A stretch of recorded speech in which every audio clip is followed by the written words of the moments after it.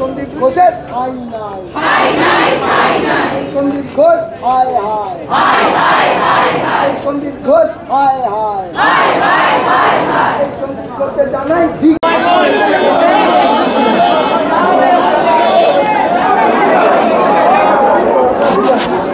আপনারা সরে যাওয়া মিডিয়া থেকে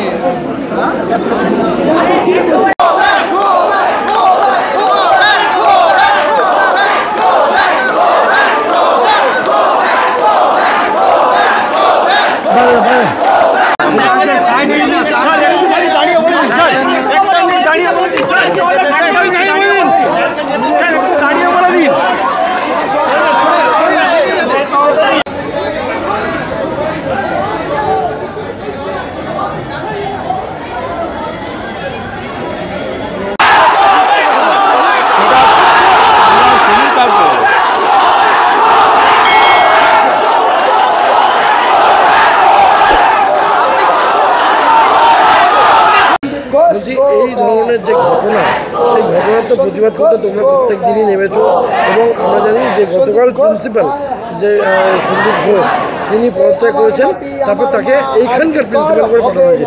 কি আমরা প্রথম থেকেই বলেছি, আমরা যে যারা দায়ী সমস্ত কর্তৃপক্ষকে, মানে যে সমস্ত দায়ী কর্তৃপক্ষ তার মধ্যে আমাদের প্রিন্সিপালকে আমরা সম্পূর্ণ পদত্যাগ চাই। মানে কোনো কলেজে কোনো অ্যাডমিনিস্ট্রেটিভ পদে তাকে রাখা চলবে না।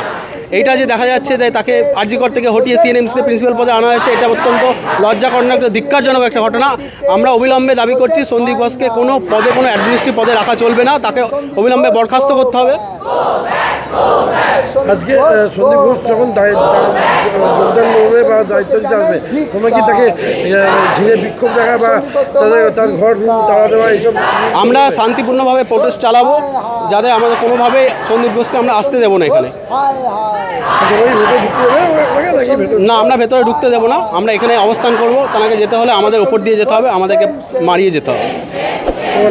আমার নাম ডক্টর অঙ্কুশ ঘোষ।